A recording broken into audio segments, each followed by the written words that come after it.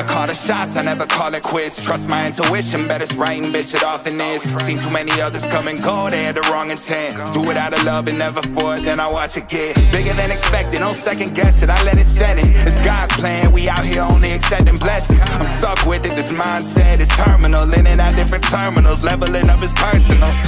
And I already made it, y'all can miss me. It's hard to believe I made something from nothing. No hindsight discussions, I've been writing, I love it. Welcome to the 3 Gig Sports Podcast, where we are never wrong, just sometimes misinformed. This is Danny G, sitting alongside Rio and Jimmer today, and we have a very special guest in the house tonight, Mr. Austin Robinson. Woo! What up, guys? How we doing tonight, man? Hey, not too bad. Awesome. Well, we're going to spend this first kind of half of the podcast tonight doing a little bit of an interview with Austin, talking through kind of his life, how he got to the point that he has, and we'll get to all the details on that as well. I don't want to including spoiler your upcoming anybody fight right now. That's right. Of course. This man's got a fight coming up here in about a week. Yo, next Friday. Hell yes. So I guess to kick her off, I don't know who wants to start. Rio, you want to kick her off? Yeah, sure. So let's talk about, early days, high school days. What kind of sports were you doing in high school? Mainly, I guess, football, wrestling, and I did a little bit of baseball and track as well. But football and wrestling are my two kind of main sports that I tend to focus on. Okay. Where'd you go to school at? I went to school a lot of places. I moved around a lot. I guess high school, I went to a small town called Marcus Meriden Cleghorn. Out by Sioux City, Cherokee area. It's like 3.5 hours away from Mason City area. Okay. I went there for 2 years. Then I went to Sheffield, south of Mason here. Yeah. Okay, yeah. And then I graduated from Dallas Center Grimes, huge 4A school, Des Moines suburb. That was big stuff. they're pretty damn good in sports all around down in Dallas Center, right? For sure. Yeah. Okay. Yeah, we just had somebody on the other day who was talking about them winning. Yeah, are we going that route? Is that where we're going right now? No, I'm just saying, saying he was from Dallas Center or whatever? Oh, yeah, no, he wasn't from Dallas Center. They played against them. Oh, okay. And they got throttled by him? Yeah, they got throttled by him in basketball, I think. Oh, yeah, they're real good at basketball, for sure. Yeah. So what's your favorite team then? If you're talking you just said that you played football. I did, yeah. See, I like to play. I don't really like to watch a whole lot. I guess if we're talking pro football, I got to go with the Eagles just because I was born and raised with that, so... I'm a Philadelphia fan. Okay. Definitely. College, Hawkeyes. So there you go. Yeah. All right. There we go. Let's go. Yeah. Let's go. That's a good-looking hat Rio has on, by the way, too. Yeah. Not as good-looking as the one me and him are wearing, but it's okay. Hey, you got to rep. That's right. Like that sometimes. So, that's good. What sport did you like the most? Probably wrestling, I guess. Yeah, definitely. I like the contact of the wrestling. I like the an independent aspect of wrestling. Like it's on you. It's not on your teammates necessarily. You know what I mean? If you fail, you can only look at you to figure out what to do better, I guess. So right. Can't blame it on somebody else. Exactly. Haven't heard that answer. I like that. Yeah, that's really good. Yeah, it's true too. Word. It is for sure. You have any accolades? Anything with wrestling that you did? Or I didn't. I mean, I kind of goofed off in high school. I kind of got my head on straight afterwards. When I started MMA and everything like that. Right. So that kind of honed in everything, and it's only been up from there. So okay. When did you start MMA? Did you start in high school? Right after, actually. I did no affiliation jiu-jitsu with a team called Team Broderick down in Grimes, Des Moines area. Okay. It was a non-profit organization. I mean, they didn't charge any money. It was just reckless kids getting together trying to form something good. You know what I mean? Love it. Yeah. And so I did that for about 2 years, and then I moved back up here. My mom started dating Mike, my coach Mike and everything like that, and everything kind of fell into place. I started out at Elite Boxing for a couple of months, and then I really kind of got into it when I started with Mike. So there we go. Yeah, cool. It's been about 4 years now, something like that, going on, that I've been doing MMA, jiu-jitsu, things like that. So yeah, how old are you? Cool, yeah. 24. 24. Yep. Wow. Yeah, still young. Yep. So affiliation 4 years total, I guess we're going to count the Des Moines unaffiliation 6-ish. So yeah, I say 4. Yeah. Okay. Definitely. So the way I understand is that you've had a pro fight already, right? Yes, yeah, for LFA as well. I took that fight on a 8-day notice, so it was very short. I mean, I hadn't done any sort of fight camp by any means. It was right after a kickboxing, Yeah, it right? was, yeah, like 2 weeks after that. Yeah. Oh, damn. So I mean, it was. Yeah, it the was, fights we went to, it was right after that. Yup. Oh, okay. wow. Yep, right after that. It was kind of one right after another. Just didn't skip a beat with it. Unfortunately, I came up with a loss. Very reputable guy. I mean, he's going for his third pro win now or something like that. This same card that I'm going on. Okay. So I mean, definitely no chump. I mean, it was a good fight for sure, but I did come up with the loss. So. Good learning experience at bare minimum, right? 100%. Yeah. Yep. I mean, I look at that as kind of my. That's also how you get your foot in the door too, correct? Exactly. Right? Yep. So that's kind of how I looked at it. Is I mean, this is me paying my dues to go pro. If I get whooped, I get my butt kicked. It's all right. Yeah. Right, Hey, you'll hold on. straighten it We all have out. an expert at the table about catching fists in the face. Yeah, so I used to do a little training with Mike, and back then he was like, okay, I need you to block every punch with your face. I did it. It was amazing. What was the end game plan on that? So my game plan at the time was, all right, I'm going to let him tire his arms out by hitting me in the face, and then through my swollen eyes, that's when I'm going to get his ass. So Yeah. it was a good time. Yeah, I think Mike has changed his coaching style since then. A little bit. He's Just like, a this little. is real one.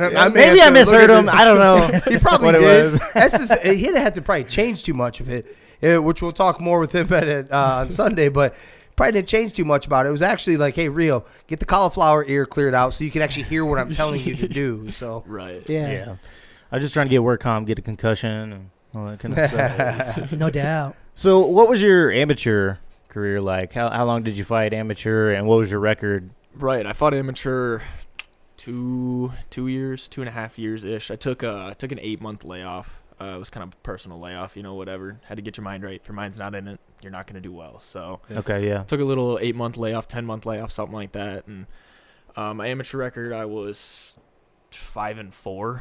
Was it 5-3, something like that ish. It was good. I mean, I only lost against. I think my first loss was against a guy that had 13 fights or something like that. Carlos Woolard from South Dakota. So I mean, and Miguel Sanson, he's on LFA right now too. He's the one I lost the title bout to. I mean, Yeah. he's going for his third LFA win right now, professional, bout and everything like that. So Yeah, Oh, yeah. for those that don't know, those amateur records can be really deceiving. You touched Very. on it with fighting the good guys, but that's kind of where you straighten everything out. You figure out what you do best exactly, and stuff like that, Yep. and work out the kinks before you go pro. exactly. That's the free to play, basically. Yeah, Mhm. 100%. Try everything, and Yep. yeah, good stuff. Yeah. Pro is definitely when you kind of really hone in everything down, and that's when the record counts. Everything matters. I mean, even the people you lose against matter. The people you win against matter, because it's all going to be looked upon, deeming how good you are as a fighter by how good your opponents are. Yeah.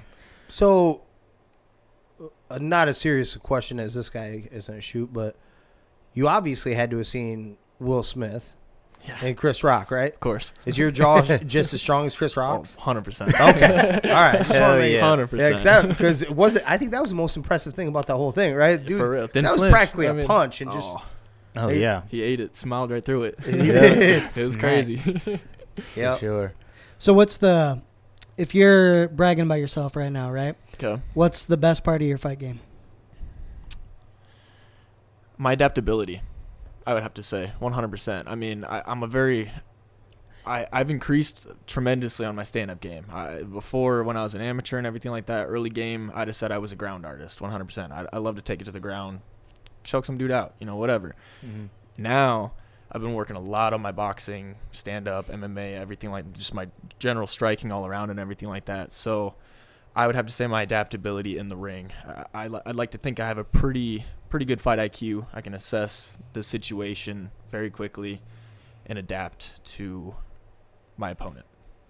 Okay. So speaking of that, so you've got a big fight coming up here in a week, right? Yep. What How do you see that fight going? What have you had to work on for this opponent coming up? Have you been studying on your opponent too? Yeah. Of course, Yeah. homework is a necessity, 100%. Absolutely. You got to know who your opponent is, especially at this high level. I mean, there's tons of footage out there. That's one of the good things about being this far advanced is you're not going up against someone you are going in blind against. Yeah. Yeah, I've been looking at footage. He's got a wrestling background. I definitely think that's where he's going to want to take it. Definitely. He's going to want to take it to the ground. He's going to want to try and grapple me, tire me out kind of thing, smother me.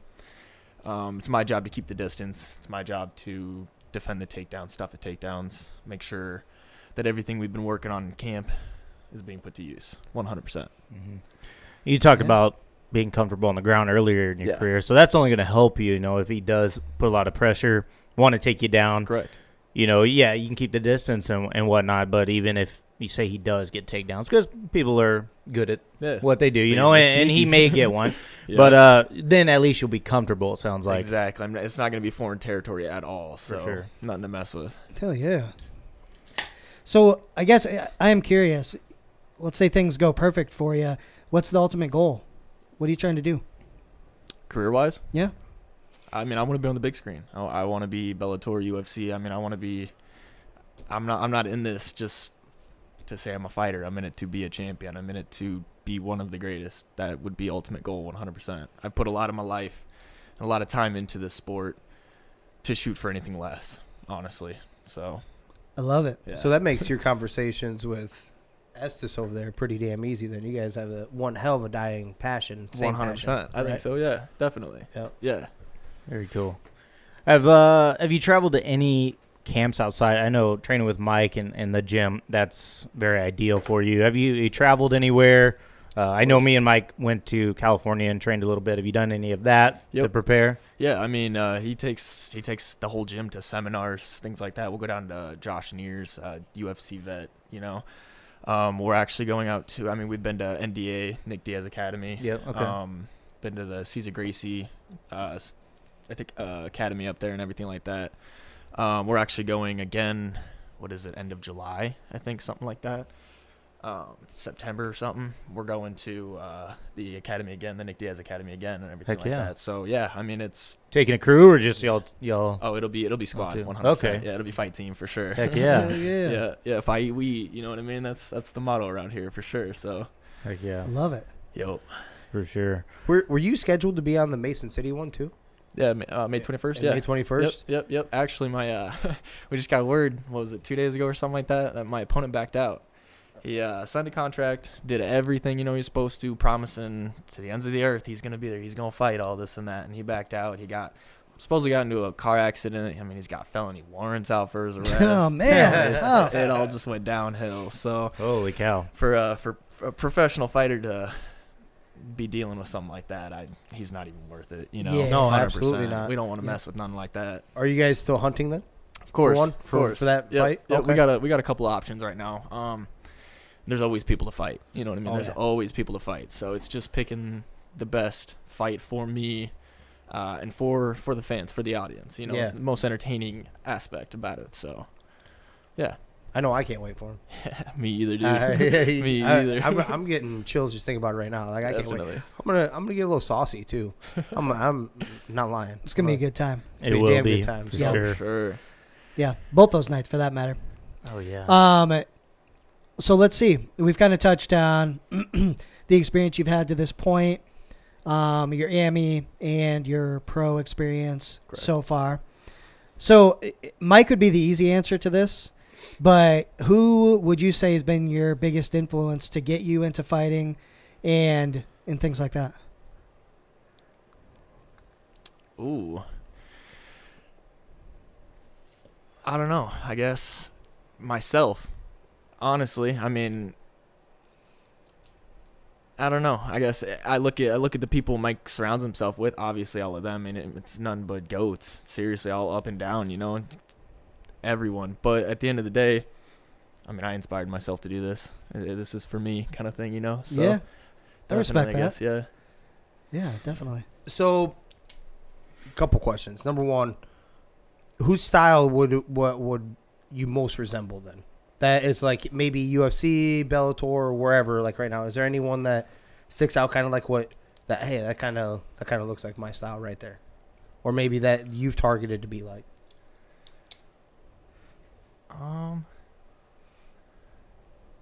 I don't know. I guess now that I've kind of took more of a keen the stand-up approach to everything, maybe a Covington, something like that. I've always kind of stuck to him. I've really liked him, kind of thing. So maybe, but it's still a little far-fetched because he's a bad motherfucker, dude. Right, but he actually you're not that far off. Exactly, because he started off with heavily with the wrestling, right? Yeah. I mean, he still does. I mean, he just beat up Masvidal, which we're gonna touch on that real quick.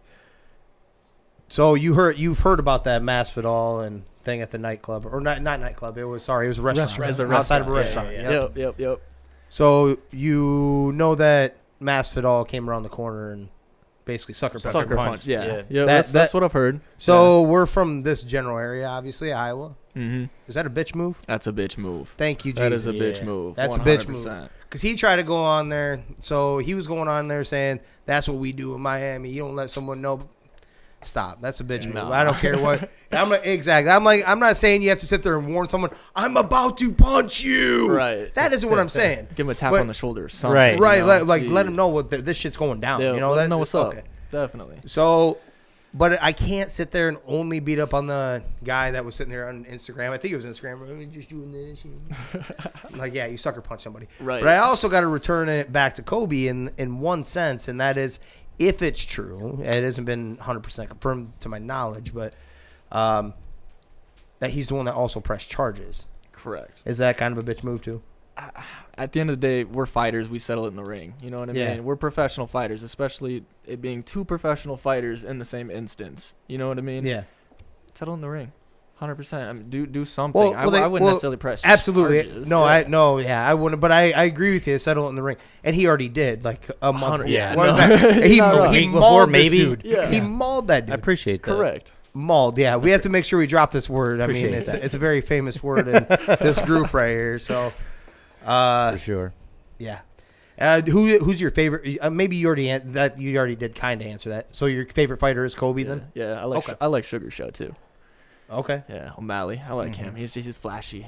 I like his style. Hold on. Jimmer likes him too. Hold on. Yeah. Is O'Malley the one you hate? Yeah, the pink hair. Yeah. Yeah. Oh hell Yeah. no! No, I'm all about this guy. No, I love it. Yeah. I love that swag. First off, respect. I'm telling you, due, anything with respect due. Irish in your like, or is at least sounding like it, get some. How about Patty? Yeah, Patty. Oh man. Y'all see that picture about him recently? He's No. It's a couple weeks after his weigh-ins or whatever. He's looking Being pudgy. fat. Dude, he balloons. Yeah, He started thick hitting with the a pub. couple C's. He started baby. hitting the pub. thick For with a real. couple C's for Yeah. sure, man. That was great to see. If full life.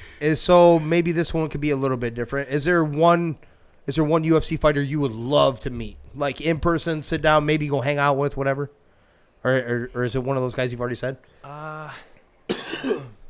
Yeah, I mean, I'd still probably stick with Covington for sure. I mean, I just feel like he's got such a knowledge base to him. I mean, the way he assesses his fights. I mean, even down to the trash talking. You know what I mean? I think it's all top notch fucking prime stuff. So Sure. I'd love to sit down, get to talk to him for sure. Okay. That'd be cool. I mean, besides Nate Diaz, but I've already met him, so Yeah. Yeah. thanks, Yeah. thanks, Mike. There you go. Legit ass dude right there. Sure. I wouldn't mind meet me some Tuivasa. I'll chug a beer with that dude. Oh, yeah. I would do I'd a shoot the shoey. boot. Let's Hell do yeah, this. let's go. Let's do this. For sure. So, but yeah, no, I think those are all great answers. yeah. You know, speaking of a mauling, and we're talking about UFC, I think there's going to be a couple maulings this weekend. Oh yeah. I think there's going to be at least two.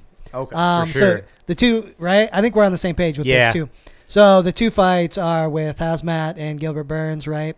And then Peter Yan. Peter Yan's gonna fuck old boy up. Are you on the same page? Yeah, So I think Peter Yan, right? Yep. What about Hazmat? I'm gonna go with Hazmat for sure. Yeah, Okay. definitely. Yeah, I don't think Gilbert Burns is gonna have an answer I- on the feet. I don't either. And he's so good at wrestling. I think he may just take him down just to be like, "Hey, I'm better than you." Yeah. Just Well, because. it's definitely. So I'm calling my shot right now. When that happens, there's going to be a moment where he yells, just like it's. I swear to God, it's like a Dagestan thing. He's gonna yell at Dana White while he's doing it, like while he's manhandling another dude. Yeah. You know what I mean? Like, What was the one? There was one where they were like he was like carrying this dude around, or like kind of. I just like seen choking. that on Instagram. Okay, you Yeah, saw that just too. Seen that on Yeah, he's Instagram. like calling it out. Yeah. I'm like, yeah, Right. Took him over to the Dana White's corner and everything. Like just No kidding. hauled him over there. right. Literally. Yeah, okay. And then choked him out right there. Yeah, he's like, Crazy. where's my shot? Yeah. Basically. He's I'm legit. He's a real deal. I think he beats him up early. You definitely have fight. a man crush boner. We know. Yeah, Yeah. for sure. And But- I'm a huge fan of him too. But Huge fan. here's what I do disagree with though of what Dana just said. That he gets Kobe. He gets Colby next if he beats Gilbert Burns. He said he doesn't want. He's like, he better not put me in the ring with that guy. I did read that. Yeah. Cast So match. like I think he should, because then what are you gonna do? Let's say Colby happened to beat him. You're not gonna have him fight Kamaru again. So I think you got to jump him. If he whoops his ass, I think if he beats the shit out of Gilbert Burns, you have to just throw him up there with Usman and see what happens. I think that would swim. be amazing. Yeah. Right. Yeah. Yeah. That would be. I Great. mean, we talked about He's working with him though. the welterweight. Usman's man. working It's- with him, right? He's working with Gilbert Burns. Gilbert Burns. Okay. Yeah. Yep. Okay. We talked about 170 just being those two guys, and I think Hazmat can be that other guy. Got to get through the first step for sure, but yeah, man. You'd be more on give him Colby versus Usman or what? Making the jump, no, I'd want to make him fight Colby. You would, yeah. Yeah. Okay. Okay. It's another 170 fight that's different than Usman Kobe. Yeah. That's what. That's That's why I'm saying. I get you. You know, make that fight just because it gives us a little time between. Because, like you said, what if Kobe does beat him? It gives us a little more time between that next fight between Usman and him again. True. Yeah. Okay. Oh, just because of the different fighting styles, or what are you talking? Like, so Colby and Usman have fought several times, right? Right. And it just seems like at 170 it's been those two guys, and then a Back and gap, forth, yeah. Okay. and then the other people. Well, now Hazmat's coming up, True. and right. So if he fights and then say Colby beats him, right? At least then it's still clearly it's- those two at the top. Then right, At right. the- It's those two, but it's you probably gain at least a year before they fight again, right? True, yeah. Instead of, you know, you make Hazmat fight somebody else, and then the second guy is still Colby. So I think you gain some get that. time as That's fair. Yeah. fan wise. You know, you can buy a little time for cards, and maybe somebody else, you know, comes up through the 170 rank. Right. Poirier is gonna jump up, right? He's gonna fight at 170. You know, that's gonna be interesting for sure. Connor, I seen was going up. Connor's looking big, Yeah. right? He is What do you looking think of big. Connor? I've always been a McGregor fan. I have Okay. since day one. Yeah. I mean, I'm not trying to ride no boat by any means, but like Sure. No, I liked him when he come since out too. day I one, I started betting against him. It seemed like money got in the Right. way Yeah. once he He made all the definitely money. did. Once He he started definitely making fell that- into it for sure, in my opinion. I think the fame got to him a little bit. Right. It was good So- for UFC for So sure. I'm though. I'm starting to gather, which I appreciate. I'm gonna tell you right now, I appreciate this. I'm starting to gather that you like a little bit of cockiness too. I do. It's Okay, part so of the sport. Yeah, exactly. it is. Thank It's you, part Jesus. Of the sport. So, he talks all the shit. I'm like, that's That's literally point. that's literally the point. That's Why business talk right there. Exactly. How do you think you sell tickets? Right. You Ish. got to get them interested in it because somehow. Aljamain Sterling is doing that shit right now, and it's coming off Yeah, but horribly. Well, he's a moron. But like yes. like what he was Right. saying. Like you Yeah, make yeah, yeah. everybody knows you're not making any sense. We get Right. that one, but I'm just Yeah. saying, like especially early on in Connor's days, you're already talking about Kobe. King of trash. I laughed. We laughed our ass off when Kobe beat Masvidal, and he's like, Oh, and he yeah. start in his post fight, and he's like, the cuck. Dude. He said, I laughed my ass my off. He's God. like, Oh my God, yeah, 'cause yeah. he's like the cuck Poirier. I'm like, Oh my god! Sheesh. Oh man, we rewound too. Yeah. He's like, tell Connor's baby. I'm like, oh my God, Yeah. yes. Yeah. Big time. See, shit talking is huge, and I part love of it. No, it's entertaining. I don't know if you have. You talked about Colby. So when he is first kind of doing his thing, right, coming up, and it seemed like he was forcing the trash talk. Then I seen an Right. interview with him. I don't know if you saw it as well. Colby was talking about on one of his early fights. It was like the last one of his contract, and he goes, "Yeah, the UFC basically told me, hey, no matter if you win or lose, we're gonna cut you." And so he's like, "You don't sell tickets, you Right. don't draw a crowd, you don't nothing. You're kind of boring." Right.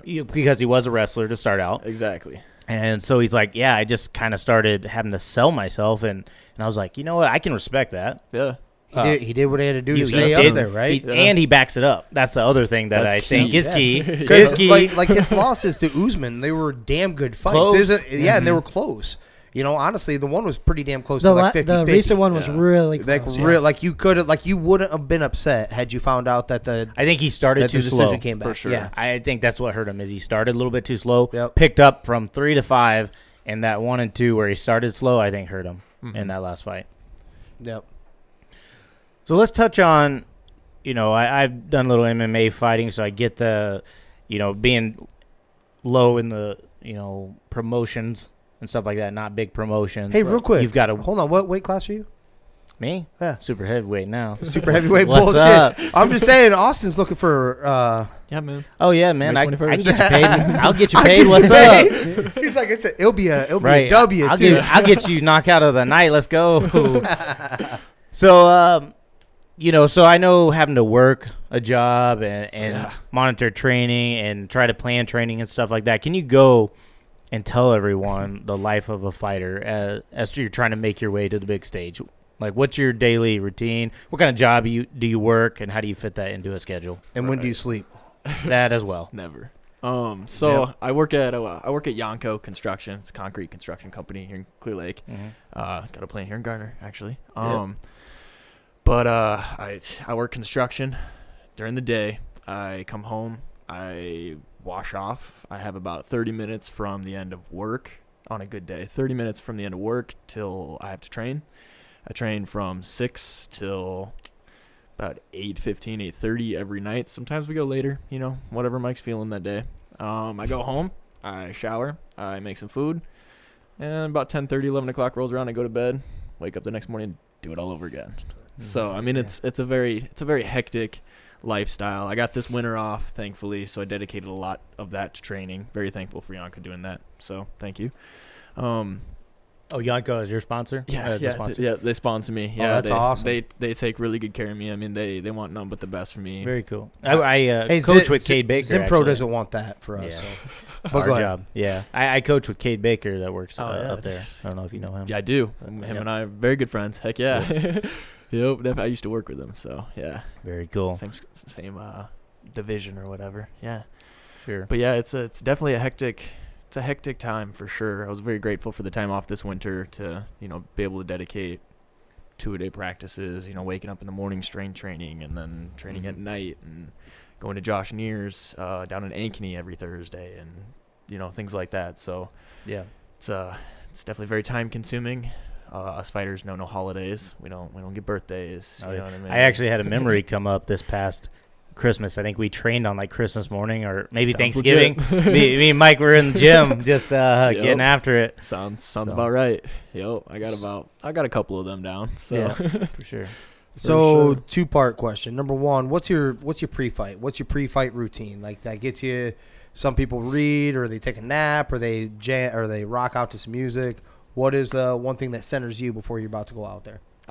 Music, and I would say, I don't know, not to be like little kind of cliche, I guess, or whatever, but maybe a form of meditation. I mean, I close my eyes. I think about the fight. I think about the outcomes, scenarios in my head, positive affirmations, just trying to get in that mindset of it's, that the dude is locked in that cage with me. It's not the other way around kind of thing. So absolutely. It's a absolutely. kill or be killed kind of thing at that moment. So it's kind of a game face, I guess. And then I forgot the other one off the top of my head, but I did actually think about this one right here. Off sport. What do you think about Tigger coming back? Tiger. I know you probably don't watch golf, but no, I just mean like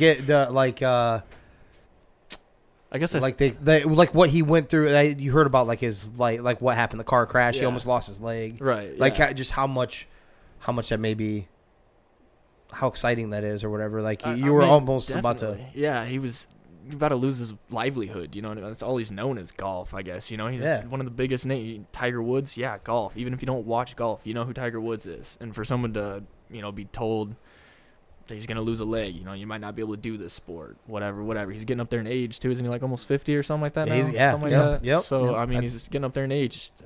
That backswing is about to hurt a couple more years. You know what I mean? So it's incredible he's able to come back. He's able to do what he likes. I think that's cool. Definitely, I support it. Absolutely, 100%. Heck yeah.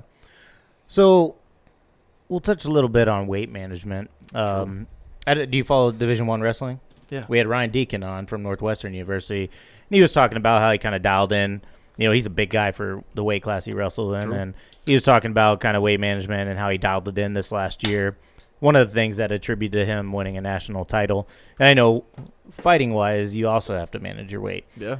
What kind of things do you do eat to help? What does your diet kind of look like? So I'm very lucky. I've never really been, 20 pounds over my weight. I've never had to cut anything really more than 10 to 15 pounds. I fought at 135 before this as an amateur, and I was literally walking around 142 pounds. So I just ate what I ate, drank what I drank, lived my life kind of thing. Now I guess I'm focusing a lot more healthier foods. I'm going to start, I keep telling myself I'm going to start like meal prepping, things like that, so I can, get more calorie intake in throughout the day and everything like that, because that's one thing I'm really bad at is eating consistently and training as much as, I do or we do. That's hard on your body. You know what I mean? Ryan was telling us he was getting 2,500 calories in a day. Yeah. That's crazy, right? To think about that and be like, wow, and then still cut all that weight and get down there. It's incredible. But it's what you need. I mean, if you're really looking at it, people are like, whoa, I need calorie, deficit kind of deal. Mm-hmm. Yes and no. You got to know which ones to put in. That is true. That is very true. Yeah. And now that I'm pro and everything like that, I think I'm starting to take my diet a little more seriously. I've been strength training at Cutting Edge Fitness in Clear Lake with Jason Lobby. Okay. Great dude, amazing. So now that I'm lifting, I'm doing everything like that. I'm trying to focus on what I'm putting into my body more. I got a lot of stuff to learn. You know what I mean? I have no idea how to count calories. I don't know any of that nutrition stuff. You know what I mean? So that's something new for me. I just eat red meats, eat fish, stuff like that, the basics. So yeah, I don't know, I've been pretty blessed with not having to necessarily cut a whole lot of weight. Now that I'm 145, I'm walking around, I guess today I weighed myself at strength training this morning. I was 152, so I'm only 7 pounds overweight right now. Walk around usually 158, 160, so it's not usually too bad for the weight cut aspect. Yeah, not bad at all. Yeah, definitely. What's fight week look like for you? What do? You start dialing stuff back, water loading, you do any kind of stuff like that? Yeah, so the days before, I will load up on water and everything like that, depending on the weight cut, obviously. This weight cut, I haven't really had to work very hard to keep my weight off. So as I'm walking around right now, I'm assuming I got a couple of pounds of water in me right now. So I'm thinking, I'm not going to necessarily need to dehydrate myself like most fighters would, I guess, or whatever, in the saunas and everything like that. So, yeah, I don't know. I kind of forgot the question, to be honest with you. Fight week. Oh, yeah. What kind of things you do during fight week? I do it too. That's right. So I guess, we kind of hone everything in. We look at more technique, more flow, rather than trying to learn stuff.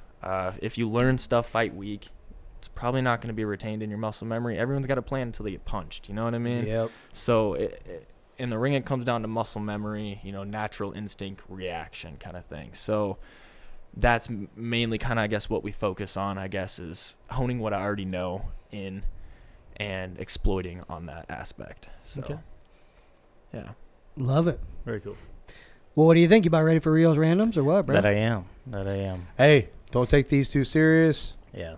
And we just roll with it. Yep. Everybody's going to answer. Yeah. It's. Did you make some good ones at least? No. I make garbage. What are you talking about? Mine are always good. Always on point? Always on point? Always good. Okay. All right. Rio's Randoms tonight brought to you by Bo's Power Washing. Hit him up at 641-903-1720. He's out of Belmont, Iowa. He will power wash your driveway, clean your gutters, mow, weed eat, all that kind of sort of stuff. So hit him up. Good guy. Tonight, Rio's Randoms. First one. Did you forget something? No, I don't have it hooked up. Oh, way to Whatever. go. So, yeah, sorry. No intro music for that. Since you didn't use that intro music, I'm about to switch it. We're about to. Either way. We like what? Either way, it was a good. We like yours. What are you talking about? Oh yeah, I like the other one. It's becoming a damn staple. That's right. Yeah. Hey, you don't worry about that. You stay off that one. You stay off mine. Go okay, ahead. I will.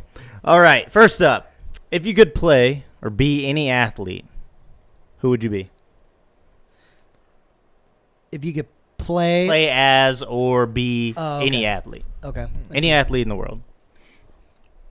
Any sport. Austin, you can go ahead and answer first. That's a tough one. Hard to put you on the spot. Yeah, I guess. I don't know. If I could play, I guess if I could play any sport, like professionally kind of thing. Yeah. I'd like to play baseball. I'd like to play baseball professionally, I guess. Yeah, I don't even really watch baseball, but I love to play it 100%. Okay. Yeah. Why? I don't know. It's America's pastime. I don't Hey, know. It's there you patriotic go. as hell. Okay. So. There you Okay. go. My athlete's going to be Gronk. I want to party like that Gronk. dude. And then who doesn't like to catch balls from TG, you know? Or TB12, man. Yeah, Ooh. absolutely. I like it. What? I'm gonna go. Did you hear what Jamar Chase said? By the way, we gotta make sure we. touch on that. Yes. What's that? That's what that made me Yeah. think. I Of think I did. I think I know what you're. The Joe Burrow one. Yeah. Yeah. Yeah. I'm gonna go Connor. Just okay. living the life. Living the don't give a life fuck, and doing a bunch of cocaine and fucking. Right. You know, whatever. Just I'll give you the fook. Yeah, I got the fuck you money and. yeah, for sure. Straight up. Oh man. All right. Let's see. You're going to go Braun. No. Well, yeah, I could. I mean, billionaire, millionaire, whatever. You know what? That's way too much like microphone, camera in your face all the time. Mm-hmm. So I would have to say, you know, I'm gonna go baseball. Actually, also, I'm gonna go Mike Trout. Oh. So ridiculous amount of money, ridiculously good. Always considered like one of the best in the sport, number one, but never really talked to you. Like you always forget about him. You know what I'm saying? He's on a bad team and a Well, bad a organization. bad team, but like he's also on the West Coast. Yeah. You know, in games, LA, so- yeah. You just But- won't but- win a chip. What I'm saying is like, but with him is that a lot of people forget about him because their games are on so late, so only part of the country even sees it anyway. Number one. Number two, that huge ass money. I'll still party like Gronk, dude. True. I don't need to be Gronk to be like. If you just give me the cash flow, I will take care of that. I'll show you some shit that Gronk wishes he, Yeah. or he's like, God, maybe I need to go to church for what you're doing. Yeah. Maybe I need to go. There's actually people here in town that manage money or manage land that Mike Trout buys. Yeah. Right here in Garner, Iowa. So. Really? Yeah. But it's like a deer lease, a lot of land. Where'd they say? Down southern Iowa. Yeah, southern Iowa. He So deer it's like hunts. right on the border. Oh, yeah, hunting so deer it's hunt. right. Yeah, It's that right on makes the sense. border of Missouri and Iowa. Yep. Big old chunk of land. We know a guy that actually has went down. He didn't go with. Well, he went with Trout, but he didn't know Trout. He's not a baseball guy. He went with another group of guys down there to that land, and this is bullshit because I'm a sports fan. They're sitting around like a campfire, hammering some beers. I think some Busch lattes, you know, and just Hell getting yeah. to know each other. Seth is the guy that we know. Doesn't know that guy. They're just shooting the shit just in general life, and they get to talking a little bit. And Son of a bitch. Mike Trout gave him a signed baseball, and he doesn't even know who the hell he is. I'm like, that is horse shit. Yeah, no kidding. But that's how laid back like Mike Trout is. Like, wasted. he wants that under part, like live a casual, He calm wants life. the famous pay, but not the famous lifestyle. kind Right, of thing, absolutely. Yeah. Publicity aspect Yep. of it. I I get like that. it. For sure. Number 2 tonight. What's your favorite junk food? Give me something. What's the go-to right when you're off go-to that sweets? Or, cutting weight? I'm not a big sweets person. Okay, I'm gonna say Reese's peanut butter cups. I Oh, freaking ooh. love Okay, yeah. them. You know what I Solid. mean? Yeah. Yeah. Those I are like pretty the good. Oh, he's excited over there. the Yeah. eggs. Yeah. I'm saying the shapes are better than the actual peanut butter cups. Okay. You get them eggs to them trees. I'm all for it. Yeah. There you Heck go. yeah. Yep. Well, you. Probably ice cream. I like me some ice cream, especially like I don't eat it during the wintertime, but man, during summertime, I'll stop at the gas station, grab an ice cream bar. True. Oh, I could do that every day. Is that because you need something stick shaped in your mouth? I actually eat the sandwiches, but why, okay. why are all phallic shaped objects so good? Hot dogs, popsicle. Where are you going, Danny? Send me something. I already know. Go ahead. Well, I can't say anything with peanut butter because that's too obvious. Probably brownies is where I'm going. Oh, Brownies. I haven't Brownies made are those in a solid. long time. Yeah. So are we talking about just sweets? Is that what we're talking It about? can be anything, just junk food. We'll stick with sweets because literally Yeah. all of you already answered sweets. Okay. So I don't know. Cock what- isn't sweet. Not what I seen you dipping our managers in. Hey, you know, you got to get ahead somehow, right? By giving head. I don't know how that works. What? That is not how What this you is- told me while we were under the desk. No, I wasn't under the desk. I was videoing so that that I would get the raise for not actually having to physically do it. I don't know, man. He was a freaky dude. I have no idea. Regardless, I'm gonna roll with it. Like for whatever reason, it's got to be like all great answers. I'm an ice cream guy too, but it's got to be Monster cookies, dude. Okay. Okay. I like you. my Those wife. are My ones wife will with get those. M&Ms in them? Yeah. Okay, yeah, those are So like Hy-Vee sells like and they're very hit and miss. So what I mean by that is Hy-Vee sells like big old pack. My wife will buy them like they make them at Hy-Vee. 90% of the time they nail it. Perfect, soft, the whole thing. Other times you get those ones, they look like they're damn good, and then It's a puck. they're like hard. Yeah, It's a exactly. puck. It's a puck. Yo. Absolutely. Know exactly what you're talking about. But yeah, it's got to be Monster cookies. She puts them on the counter even when I say, hey, I'm not going to eat. I'm going to try to lose some goddamn weight. And I go in to go take a piss, like for my third shift sleep. They're sitting on the counter. And on certain days, I get up like 3 times a day to take a piss. There's I'm 3 grabbing cookies. 3 goddamn Yeah. cookies, man. Nah, I got to pump those numbers up. That's 6 cookies. Huh? That's 6 cookies. No, it's 2 one each at a time. time. I'm not saying it's not more like later on throughout the day. I'm talking about this is literally my third shift sleep. So I'm like, this is I know what that is. This is between that walking from the bathroom back to the bedroom and passing back out type of snack. Heck yeah. It's her fault. Kitchen pit stop. Yep, absolutely. I'm like, it's your fault. You put them right there. Right, easily accessible. What do you Right. expect? There you go. All right. And my last one for tonight. If you were made CEO of just any company, a random company, give me one thing you would make mandatory in the office and one thing you would ban. Oh.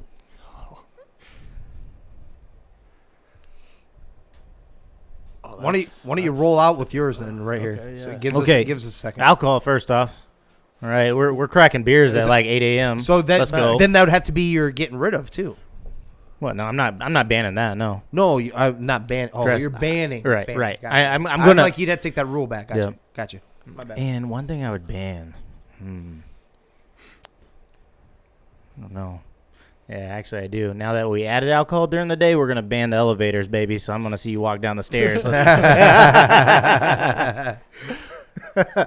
You got to sign a waiver to work yeah, here? you know what? We That got padding on the stairs, and I don't know. Like you're just talking about like general, right? Because construction, they still drink beer while they're pouring concrete, Road bro. sodas, man. Come on. Let's Yeah, go. absolutely. He knows what I'm talking about. Yes, cooler in the bag. Absolutely. Oh yeah. I may or may not know a guy that worked with us, and yeah, he had a little mini cooler, Yo. and on the Oh, way yeah. home, Cracking cracking a them. couple cold ones. Yeah. 100%. Yeah, that's what it should be. That's Exactly. life, baby. We don't promote drinking and driving. No, No, never. no, we Take don't. responsibly. No, Drink responsibly. road sodas, like he said. Road sodas. Oh man, that was a good one. The That was a beer, good the one. beer at work. Yeah. What more do you need? no Exactly. kidding. I'm actually like That was kinda right my there one with thing you. to add to a sport a while You know, back. if I Yeah. gotta add something, since you took the sweet Yeah. one. If you don't have a band, that's fine. I'll take a designated nap time, bro. Oh, yeah. that's so Dude, good. I'll take a That is a good designated one. nap For time. real. Hell One yeah. solid fucking hour, Fucking right. and you're getting paid for that too. Like so, it's not paid because I'm greedy, but I don't want to get out an hour later of work. Right. Yeah, You know what I'm saying? Yeah. Like that counts as Right. my hour of time Right. being there. Right, you're here for 8 hours, but you get a nap for 1. Right. Yeah, and then That's a to good get one. rid of would be just all idiot managers. Does that count? So, how about all idiot Or- people in general? That's- We that won't is- discriminate. Hold on. We hold on. won't There's the- discriminate. I know you had to have seen that meme for sure. It's Which like one? just any simple one where it's like just have what is it, the process of elimination. Just take the warning labels off of Oh, Yeah. yes. every piece of Natural equipment. Yeah, that's selection. exactly Natural that. selection. Yeah. Thank Yeah. you. For sure. Like natural selection, take its course here. Just take the warning labels off shit. That's how you take care of that one. For real. That's what Yeah. we're banning. So we're banning Warning labels? Yeah, Okay. 100%. Oh, they'll That's how you take get rid you of got them it. Yep. No, We don't need to OSHA you didn't think around about the here. fact that we Right. do own the company. Absolutely. That's true. So we're getting rid of sexual harassment training. Okay, that Okay. shit's See ya, ridiculous. Yeah, Right. no We don't touching need me that. anymore. Yeah, we don't need Nah. training on that. We know what's up. Right. Um, Take jokes. Yeah. Well, exactly. first We off, do high need that. majority of that shit is usually like way upper. Like when you see stuff like on the floor, usually like even construction or even in a plant, most of the time that's like normal dude or operator talk, I should Exactly. say. Yeah. When you're talking that sexual harassment that they're giving you training on, that's the boss and having his own personal secretary up there. Yeah. Yeah. That's what that's a That's completely different. But we still gotta all sit through that. Yep. Yep, I got you. Right. Yep. Yeah. Yeah, it's frowned upon to tell people they look good in certain Wrangler jeans. Well, you were telling it to a dude and a manager in a different department. I was trying to hype him up. His girlfriend went to prison, and he was feeling down on himself. He was not feeling down on himself. He just got. He's like, I'm a free true man, story. baby. His That is a true story. His girlfriend went to prison. Oh, dude, hold on. So Jeff's, bless this man. Jeff's face went red when he said that. Oh, we're saying But then- names now too. No, I didn't say last name. I just said Jeff. all right. Yeah, but But Hain then, is his but last then the name. dude actually started like posing a little bit. Oh, yeah, he popped that ass out a little bit. Oh, Don't tell me he was didn't. liking it. He was Oh, liking yeah, it. he was liking hell it. Just yeah. a He's like, confidence boost. Yeah, I appreciate you guys You know? noticing. We take care of the brothers around here. Yeah. Yeah. Yeah. And what was your great. get rid of? Get rid What of. was your ad? Oh yeah, what was the ad? I don't remember. I don't think I said one, did I? I think it No. just Mm-mm. said the get rid of. So if we're gonna add, adding naps was so good. Booze is really Yeah, good though. too, Like, these right? are top tier stuff. We're Wish I'd have went first. Right. gonna add weekly field trips to go do some fun shit, man. We're That's gonna go great. golf. Yeah, We're gonna go throw right. axes. Gonna do Oh. some shit. Hell yeah. Right. Yeah. Okay. Field Yeah. trips. Man. Okay. Okay. All right. Speaking of golf, just know the clubs don't make you better, Danny. I know you're stressing about the kinds of clubs you're gonna get. Yeah, a good buddy of ours said sometimes it's the Indian, not the arrow. And the arrow, yeah.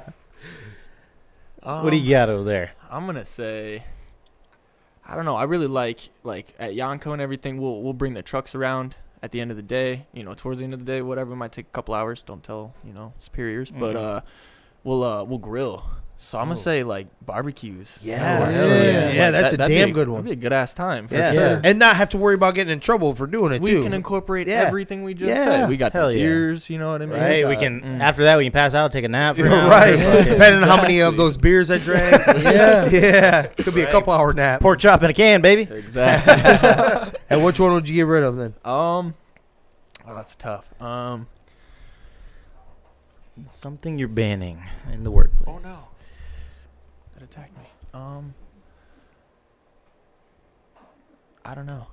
That is a tough one. That is a tough He loves one. his job enough that there's nothing that I he wants do. to get rid of. Just everything's You great. made that clear. Yeah. I mean, I would really hate to be there at, specifically 7 in the morning. I'd really like to have a little flexibility. I'm not a morning person. Okay. I don't like the morning. So a requirement time Same in the here. morning. Yes. I give me 7 to like 9 a.m. I'll be there. Just give me 7 to 9. Don't let me get in trouble for it. I don't Okay, know, it's yeah. fine. Yeah. You know what I mean? I like that.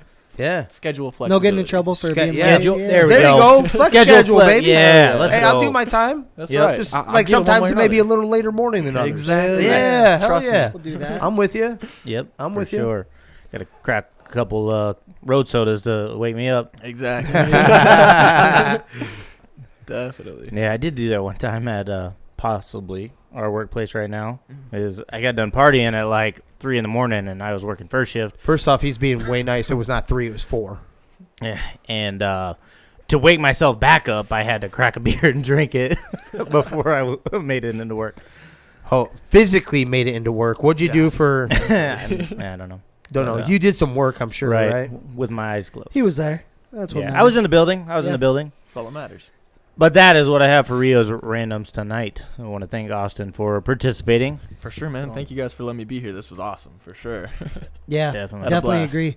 Glad we were able to get you out here. Yes, Definitely yes. good luck in a week. Mhm. Appreciate it. That's big time. Yeah. We're gonna- Well, It's big we'll have to stuff. see if I'll see if I can try to make it down there. Mhm. Our schedule's just like yours, so packed and everything. But Yeah. I'd love to come down there and watch you do it. It'd be Yeah. great. Definitely need to find you Yeah. a fight at the Mason City ones because we will be cheering our Oh, yeah. nut sacks off. You know it. Yeah, Hey, no, for it. 100%. first home fight, professionally, Yeah. it'll be Yeah. a big deal for Hell sure. yes. So, Yeah. Hell yeah. So I've got definitely. one more thing for you. Going pro is a big deal for MMA fighters and whatnot. Yeah. You know, you touched on your Army career earlier in the podcast.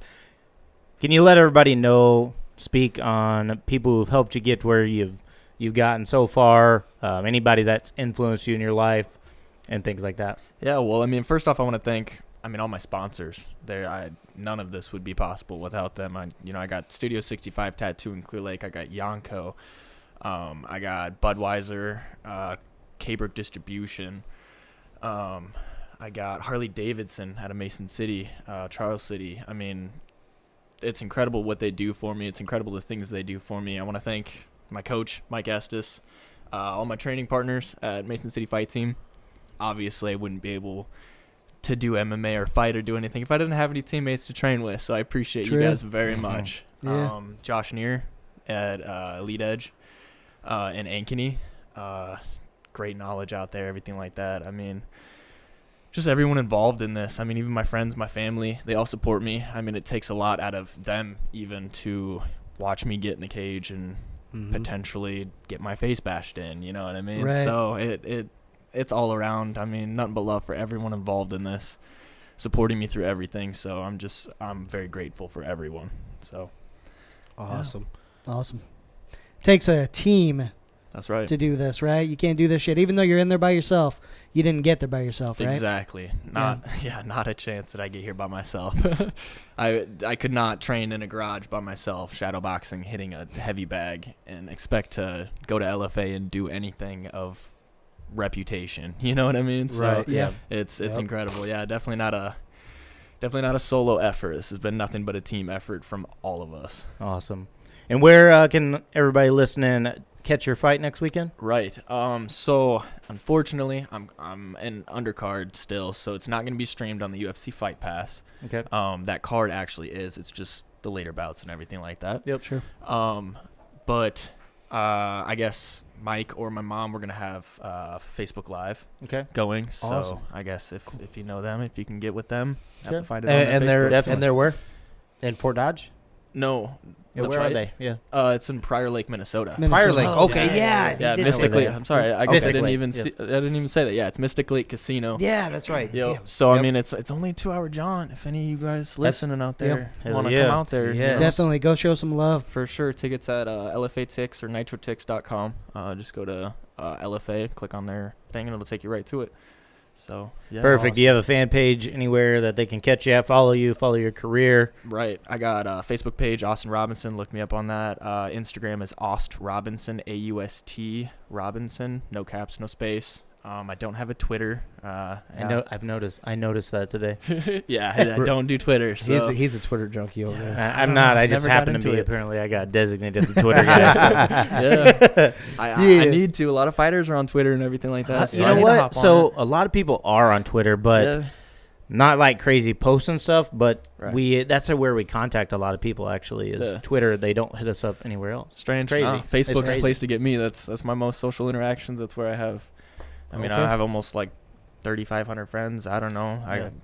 Very Yeah, cool. definitely. Yeah, check our guy out for sure. For sure.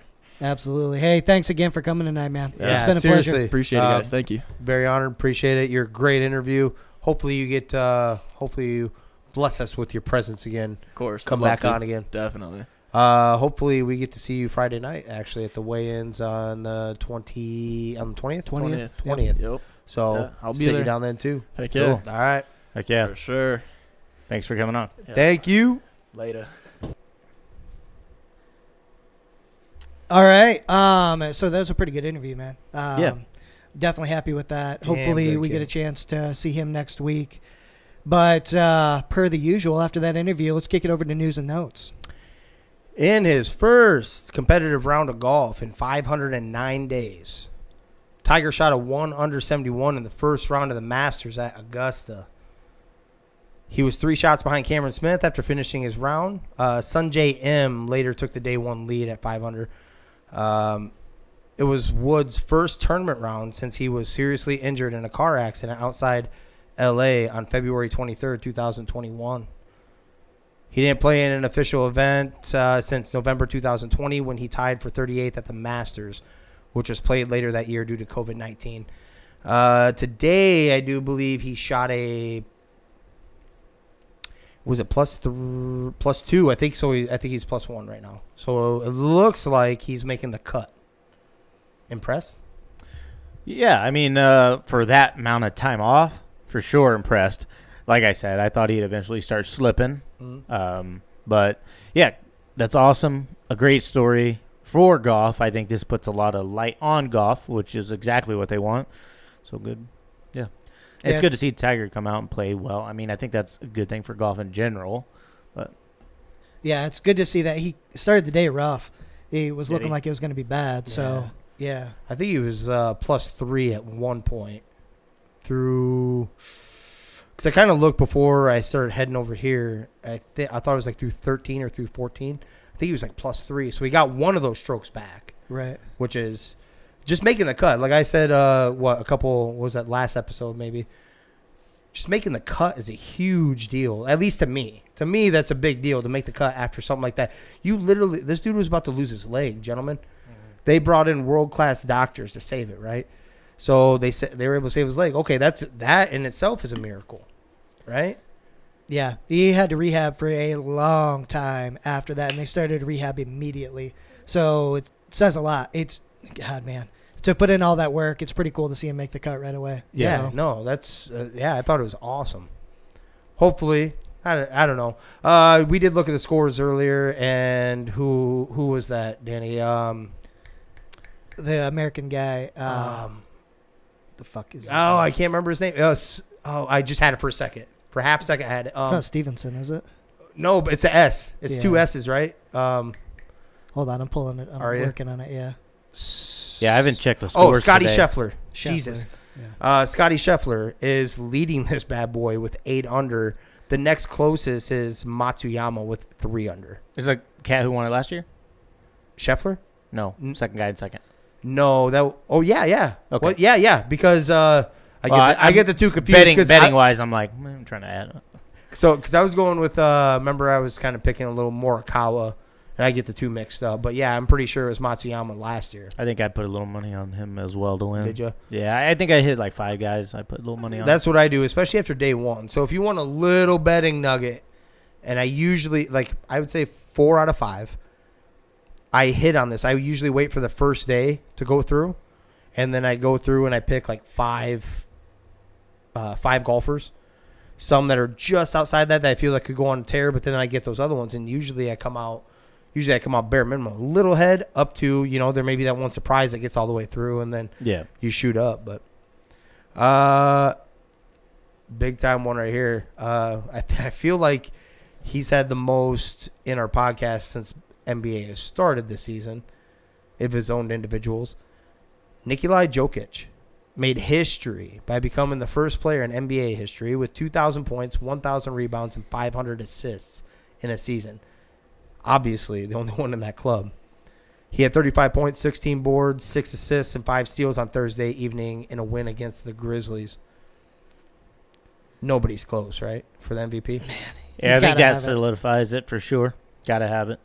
I seen, what was that, maybe it was a little less than a week, or maybe it was about a week ago. Embiid went out with his last ditch prayer. You see that? Okay, where he's like, I don't know what I got to do to win MVP, or what else I have to do. Yep. Be better than Jokic, which correct looks like it's pretty damn near impossible. Yeah. Not a shot at Embiid in any way, but I'm like, you're not playing at that level. That's a historic level, right? With all the injuries and everything too, and they're gonna make the playoffs again. It's so fucking good, man. I think that was confirmed after this win. I think they made their 3rd or 4th straight. 4th straight. Yeah. There we go. Not the Lakers. Not the Lakers. No, not the Lakers. And this one touches right to Danny's heartstrings right here. Good or bad, I'm not sure. Deebo Samuel unfollows 49ers on Instagram, removes the 49ers profiles pics, deletes over 80 posts ahead of the final year of his contract. Yeah. Once everybody's getting paid, he wants to be paid now. Hey, here's the deal. I love me some Deebo. If he wasn't on that team didn't do what they did last year, right? Is that fair? Yeah, that's fair. Yeah. But that was his one season like that. Yeah. He's not Devontae. He's not Tyreek Hill. He doesn't stay healthy usually, right? Yeah. So he's not continuously doing this. He did it once. Now, I love it. I think he will keep doing it as long as he can stay healthy. But just to do that now, man, you've done it once, bro. Right. Come on. I wonder. So there's another player, obviously, just like him, that played like that last year in Cordero. So the one thing that we've noticed over time, especially the old debate, outside linebacker, defensive end. Remember that? Yep. And like tight ends that are playing out wide for wide receiver. The pay, right? Cordero didn't get like a huge contract. He got an okay contract, but is this kind of like, is it also setting the tone? Like, hey, you're not, maybe it's a little more than what he is doing, but I'm just saying, like, maybe he's saying something along the lines of, you're not going to pay me like a goddamn running back, even though he took how many. Imagine it. The second half of the season, he was a running back, right? Exactly. That's Yeah. what I mean. Like, I don't know what the percentage is where they get classified. I looked there's at it a one time. percentage. Yep, there's a percentage. But he and- ran a lot, though. Like, there was a lot of run. Like, he was rushing, like almost 13 times a game. Yeah. Yeah. Yeah, what So- did he end up? 1,000 yards receiving and rushing, maybe? Or it was Did he? pretty close if he didn't. Imagine if they came at him like that. All right, you're half running back, half wide receiver. We'll pay you half top-level running back, which is shit Dude, anymore, right? dumpy. They don't care about that. And half top-level wide receiver. Yeah. Oh, my God, he'd be pissed. Yeah.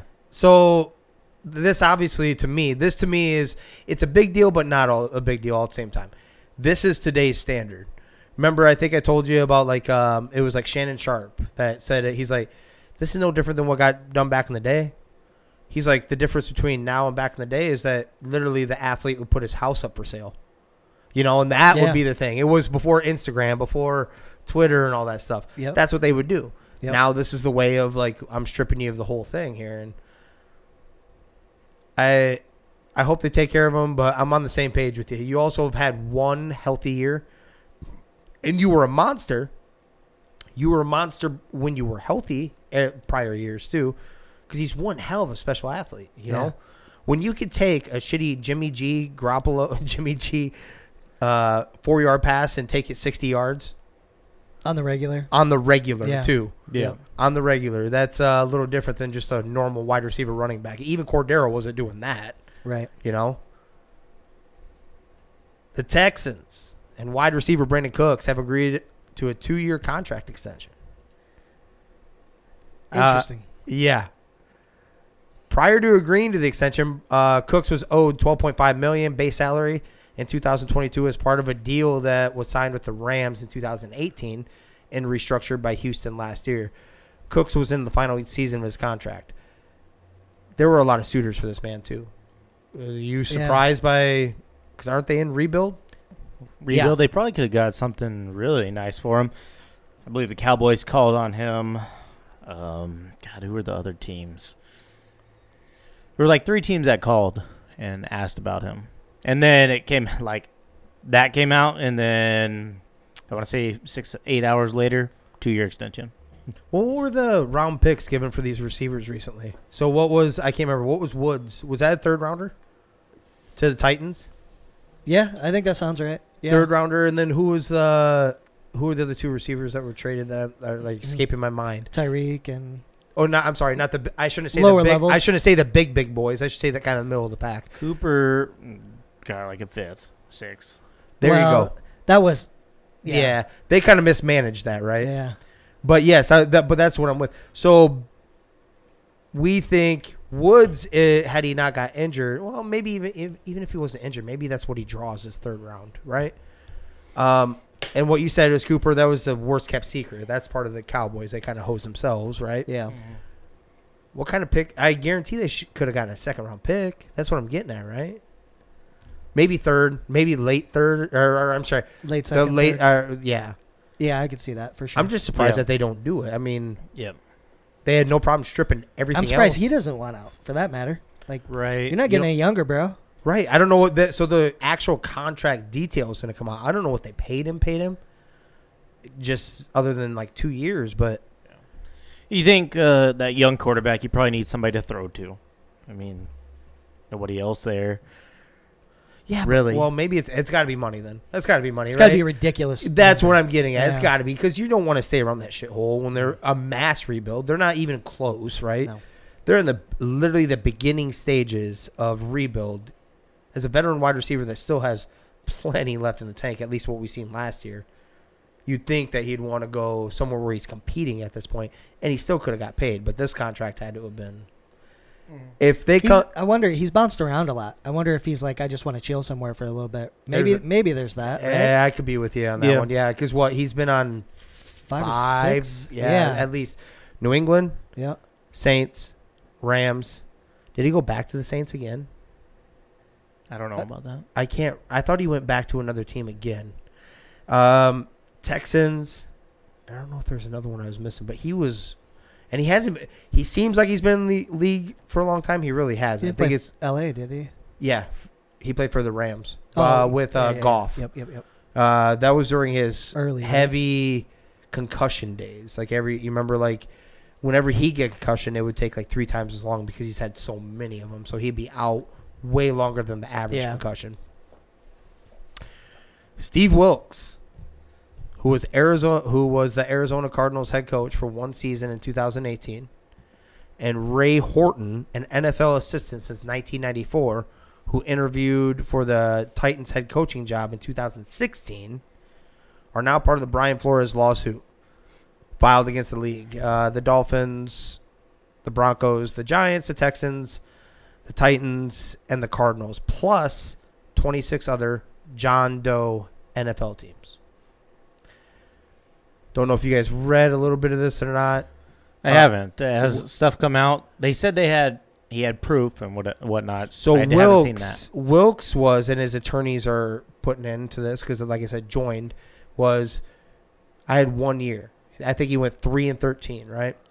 And then you fired me for Cliff Kingsbury, and then he's like, I believe I would have had the same amount of success as him had I been given the same, not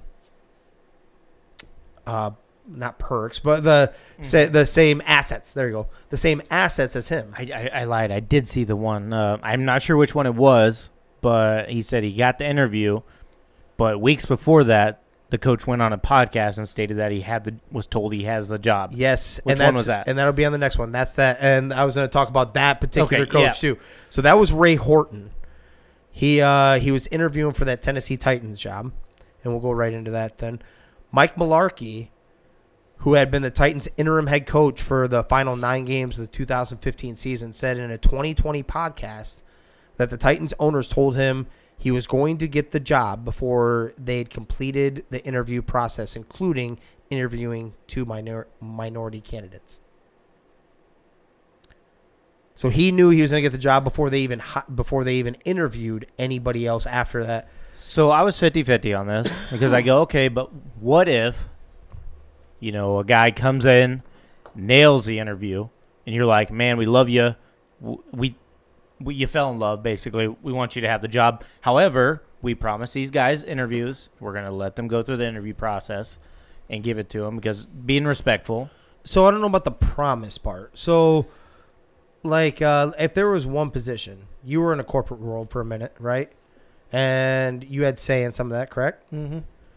If you had 5 candidates come in, Danny, and the second one nutted it, hit it out of the park, the whole works, everything your company and you are looking for, literally to a T, and he has everything to back it up, would you call the other ones off, or would you actually go through those 3? You have to go through the rest. Would you go through? Okay. I didn't know. You have to. Not because they promised anything, but because they're obligated to. Well, that's you know what I'm saying? Okay. So that's more what I was saying. Obligation of I wasn't going with the minority part. I'm just talking about in general. So even regardless, you'd still go through those 3. Yeah. Not let them know. Okay. Yep. As a person, and as an and individual, not as a person, no, but as your that. whoever's umbrella you're under. Yeah. Yeah. Okay. One thing I thought was interesting about Flores, though, is they said that they've got proof. So he actually emailed the vice president, a bunch of high level people in the organization of Miami, and said he basically telling them hey, the owner's trying to get me to lose games, and I don't want to be part of that. Yeah. And after that point, he was basically scapegoated by everybody. But there's proof that at that point he's saying that the owner's trying to get me to lose games. So that I think that adds to the credibility too, if he's actually got that documented. And I think this Miami thing is you lose ownership if this shit comes out and it's true, right? Yes. Yeah. If you see this with any team, I think. Yeah. You know what I mean? When you're paying for losses, of course we all know that tanking for Tua which was part of that too, right? Yeah. Tanking for Tua, or even NBA where you are trying to get into the lottery, unless we find out otherwise. Most of the time it isn't, or 99.99% of the time, there isn't a pay for that. It's just like, hey, we're going to trade all the pieces away that would actually make you competitive, like truly competitive. Yeah. And we're going to go with young talent. Now, the pay-wise, you're paying for losses. I would have a problem with that. Yeah. And how is that any different than point shaving? It's the same thing, right? Yeah. Is it not, right? And Because how- you already know in-house that you're already, Yeah. Yep. right? And how bad does that fuck you over as a coach? Now, let's say the owner's like, yeah, don't worry. We'll once we rebuild, you'll be able to stay on as a coach, right? You just gave him 3 years of winning 2 games a year. You're not going to keep him. You're going to fire him, and he's going to look Right. like shit. Not Because be at able the to end get of the another day, job. you need something to satisfy the fan base. Yeah. And that's the easiest one. Hey, we got rid of the coach. That's the fix. Yep. You know, we're trying to rebuild, but it was coach that was a problem. We're getting someone new and fresh in there. So, yeah. So the coach gets fucked all over in All that the time. situation. All Well, the time they then do. the record goes down. They're practically impossible to get another job, right? Yeah. Yeah. Especially, look what it took to get Todd Bowles another job. Now, I'm not saying it's the same instance, but the Jets, we all agree, are Trash. okay, there you go. Yeah. Trash organization. Organization from the right? top. And that's from the top. And that could have, well, of course, you're not going to turn down an NFL job, right? Because there's only 32 of them. Yeah. So Todd Bowles wasn't going to turn that job down because it's an opportunity regardless. Right. Now you go to an organization like that, that's trash. And we don't know if they have some weird shit. Obviously, they were part of this too, that the race part. And then you go and you mess up your record, which makes it extremely difficult to get another opportunity. Well, you already have game tape. You already have a resume, and it doesn't look good enough. Yeah. You know? That the Malarkey one,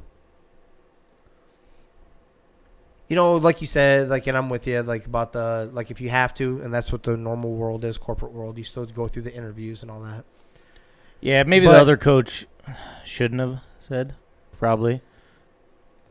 Maybe talking. The problem is, so it's like you're kind of put in a tough spot, right?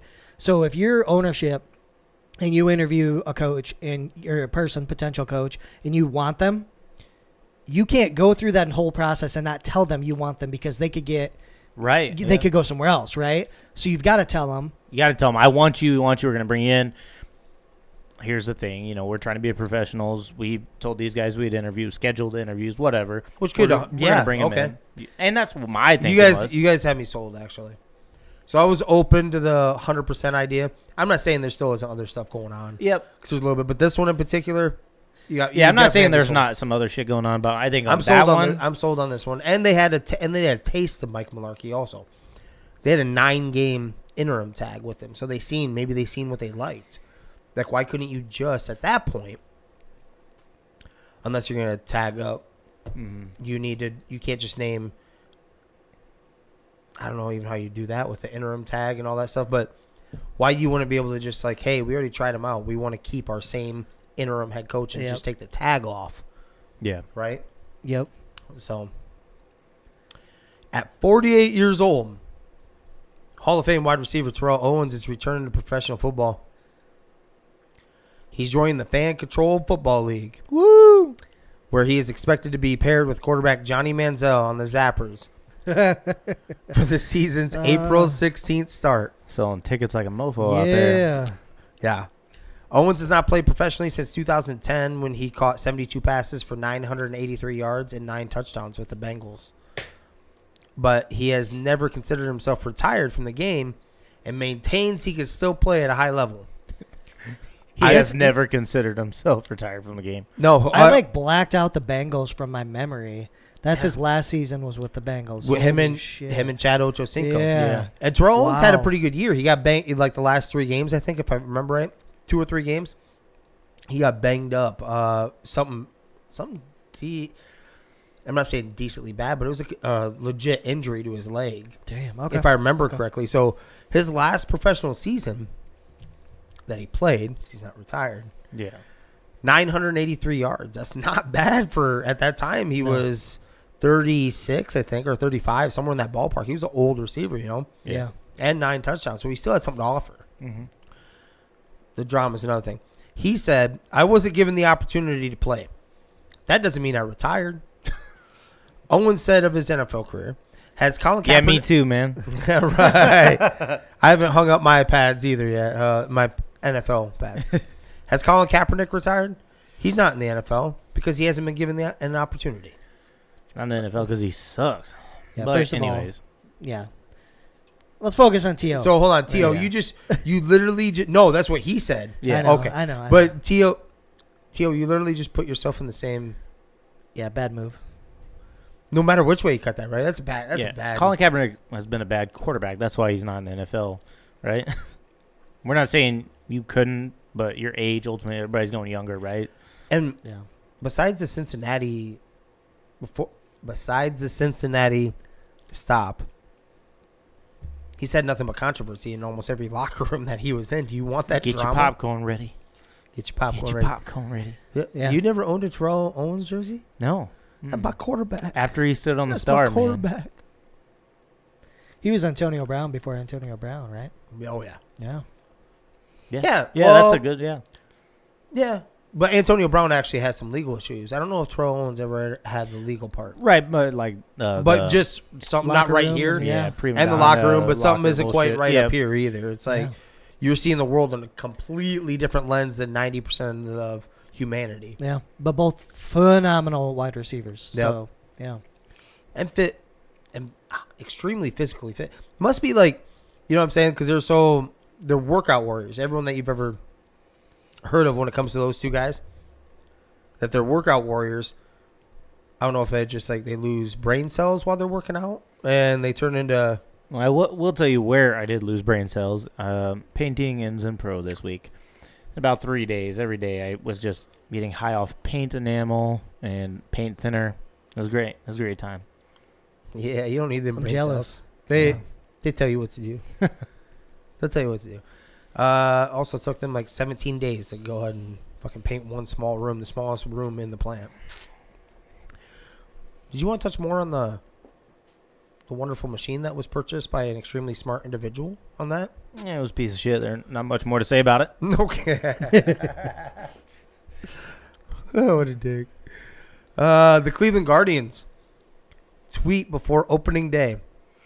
The pursuit to 162-0 starts this afternoon. And got bamboozled. They lost the first game 3-1. 3-1 against the Royals. Yep. After the game, their next tweet read, "The road to 161-1 continues Saturday." Gotta have perspective, baby. You have to continue that on now, right? Now that's gotta go every day. Now it's got to go Yeah. every day, Every day. right? Every Yeah. day. Next time you look, it'll be, 70 and 92. Yeah, when do you stop? When you're not going to be over 500 or something? Then you're like, we better cut this Like, shit hey, out. we were going to continue keeping going, but we're having a Twitter account issue, so my bad. Yeah. No kidding. You got to keep that going, though, right? Yeah, you've got to. Yeah, especially with the second time.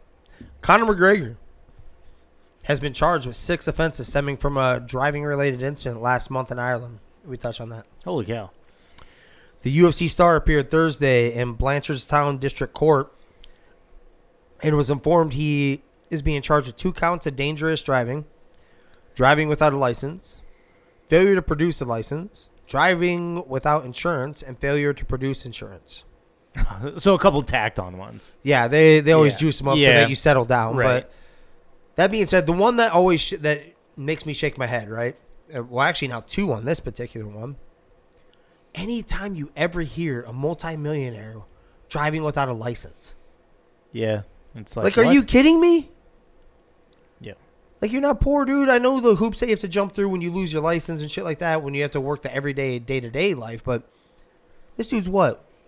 Right. 500 worth 500 plus What, million you or gotta some shit? wake up, Right. train a little bit. You can't take some time off of that because you don't have a fight. So Yeah. you can't take some time, go to the DMV. Yeah. Yeah. Go have someone wait in line for you at the DMV, and then they text you to roll up, hey, you're about to come up. But then no proof of insurance. You can't pay for insurance? Yeah. Technically, I don't know how it is in Ireland. I don't know if you guys knew this. Learned this in driver's ed. Maybe they changed it because I'm old as shit now. That's true. How old are you? Over the hill. That doesn't have a number to it, but okay. 42. every We got day, it. every day it's a year older. 42. Jimmer is 42 years old. Yeah. 42. that you don't actually have to have any version of insurance on your vehicle. You just have to have a cool $1 million in cash on you. So you just have to have $1 million. Just Cool $1 million in cash. You don't have to have insurance, guys. Hold on, let me pop the trunk, officer. Right. Like that would have caused like a little bit of a hold on, you're carrying around $1 million? What do you do for a living? I know what you go to do. Colombia a few times. A few times. A few times a year. Few times a year. Seattle Mariners and shortstop J.P. Crawford reached deal on a 5-year deal worth $51 million. Still spending some money.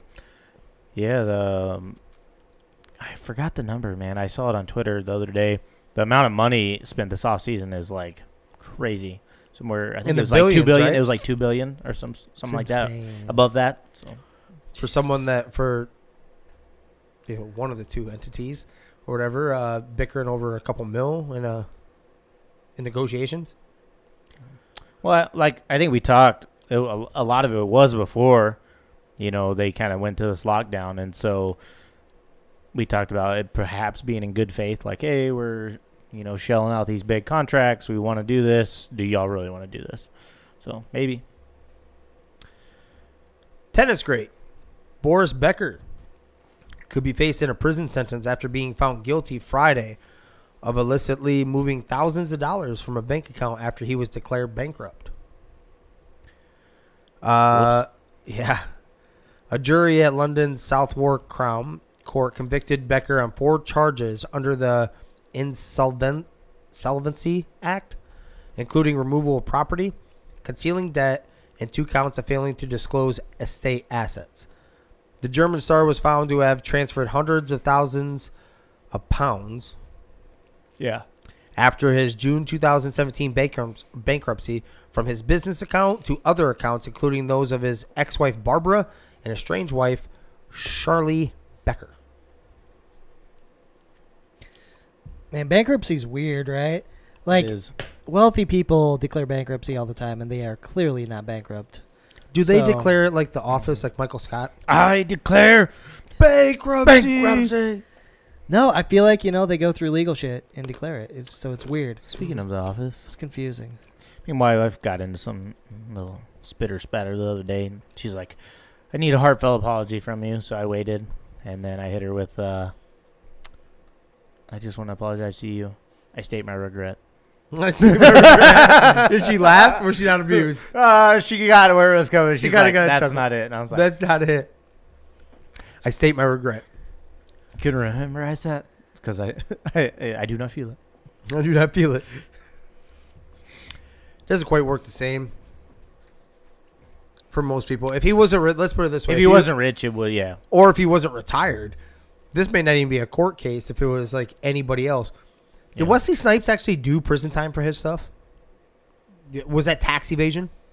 Yeah, it was tax shit. I don't know if he actually did, though. I don't know if he did prison time. Yeah, I don't think so. You got the cents and the dollars. You can get out of any part of this. So, yeah. All-star right fielder Aaron Judge and the New York Yankees did not come to an agreement on a contract extension ahead of the Sluggers' self-imposed deadline of opening day. General manager Brian Cashman said the team offered 7 years, $213.5 million extension, which paired with the $17 million it offered in arbitration this season would have made the entire package just over $230 million. Now, one thing to say about this, though, I think is extremely weird, and you guys can correct me if you've seen it before. Mm-hmm. Have you ever seen a GM sit down in a conference and actually talk the full details of a contract, the numbers of a contract like that, and when an offer? Right, exactly. And so when I saw that, heard that, I thought immediately, he's gone. Yeah. However, I don't know how many years we talk about baseball. They have you under control for at least 6 years. So I don't know control-wise what they have. I think he's on him. I think he's done if he didn't sign the arbitration. I don't know how this arbitration part. That's where the gray area for me is. They go to arbitration, and if you're still, I think you get 3 years of. They basically can just offer you whatever, a minimum contract, but then they go to arbitration. And basically what you're asking for is the player sets a number, and if management disagrees, they come back with a number, and you go to this arbitration court case. And if the panel agrees that you're worth your number, say you've played, really well and you're maybe an all-star or something like that, and you think you should get paid this amount, and they are challenging you by like $2 million or whatever, but the panel goes, yeah, you're an all-star or whatever, and you played up, boom, we're agreeing with your side, that's what you'll get paid. If they say, no, you didn't produce like you think you did, boom, you're going to get paid what the club does. And then that's the next 3 years. So it doesn't matter. It's for 3 years of arbitration? It goes out to those 6 years. Yeah. Because they don't have to sign the arbitration, though, right? You do because you're under club. You're still under club control. That's what I'm confused by. They still have to sign it. Arbitration is the final step. Mm-hmm. Whatever is if you actually make it to court, that arbitration panel, whatever they call, you just play on whatever they decide. Okay. So they go to arbitration because ultimately the player thinks they're worth more. This must be the final year of arbitration because I don't know if it'd be as big a deal of a conversation. I feel like he was part of this arbitration process a couple of years ago still. Mm-hmm. So I bet you said 3 years? Yeah, I bet you I know it's several years. Like I said, they have club control for 6, and it may be even more. He's 29 or 30 right now. So no, what? Yes. No Look way. Yeah. Holy cow. I was shocked when I heard that. That's crazy. I guess I didn't realize he was that. I mean. Yeah, I'm looking up just to confirm. I'm pretty sure it was like 30. He's already 30 years old. Shit, that must mean I'm old as fuck. Yeah, we're up there. 29, sorry. 29 years old. Okay, wow. But still right there. I mean, you're tight. Like, this is that contract. How many years has he been under club control? We'll say contract. How about that? Contract. By the way, what 29 would probably be, final year about that. Yeah. Let's see. I was going to tell you, because this is like the second weird, stupid thing that Brian Cashman's done. I think it's about time that they get rid of the guy. They're not the same Yankees that you're used to, like that you grew up with, that Hank was used to building, right? He did this. I don't know if you guys seen that. He blamed their non-World Series on the Houston Astros. So, yes, they did cheat. Absolutely. First off, if you guys remember, I also said the Yankees were under investigation for cheating also in 2017. Okay?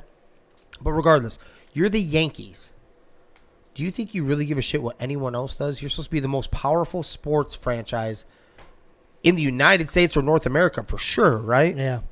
You should not be worrying about peanuts like that. It's almost like you're so insecure in your position or your job or your career, whatever it is. You got to blame, hey, we were there. I built this. I was there. Right. Yeah. And we got cheated out of it. Mm-hmm.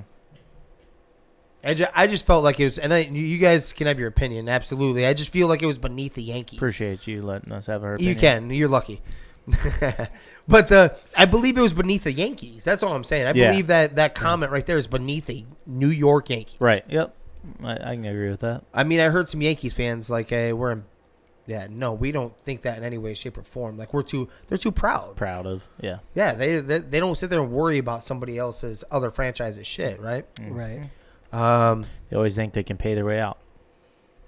I should just type, when is Aaron Judge actually done with his contract?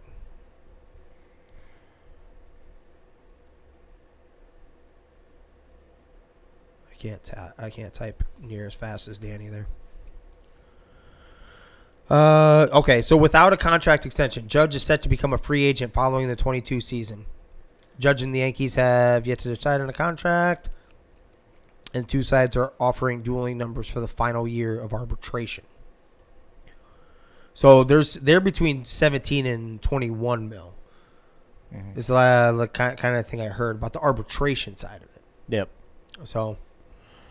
Yeah, wonder what arbitration will come out to, where they'll side. And the Eagles signed Olympic hurdler and former Oregon Ducks receiver Devin Allen to a 3-year contract Friday. Allen, who is now 27 years old, hasn't played football since 2016 when he was with the Ducks. He put his football career on hold to pursue track and field and has done quite well, actually. finishing 5th and 4th in the 110-meter hurdles in the past 2 Olympics. Allen caught the attention of scouts at Oregon's Pro Day earlier this month when he ran an unofficial 4.3540. That led to a visit with the Eagles and then eventually a 3-year deal, which is standard contract for undrafted free agents. Was Chip Kelly there? No, he wasn't there in 16, right? So that had to have been like a leftover from his tenure? Probably. Because I'm brain farting when he was with Philly. Chip. Fuck. I want to say 5 years ago. Let's double check. Does that sound right? But this is what Not a big deal. This is what he used to bring in, right? Yeah, fast guys. Yeah. For Go to sure. those track meets. He wouldn't go to football practice. We talked about this all the time. He'd go to track practice. Yeah. Yeah, he was there from 13 to 15. Chip? Mm-hmm. So then he was, It was one of so his it guys. was one of his guys, but it was his freshman that he brought in. Right? You said He said 13 to 15 with Philly. So Right. 12 would have been his Oregon year. Yep. And old boy was there. His last year playing football was 2016. I guess I'm more assuming than Somewhere. anything that he actually Yeah. went 4 years there, right. which would be though. And that's what I got, gentlemen. Boom. We are on to Hawaii, by the way. There we go. And believe it or not, like we went over Florida. I stuck on that one for a while. There's so many. Hawaii doesn't have like a huge list, but they are impressive. All residents may be... Oh, no, that's the last one I told you.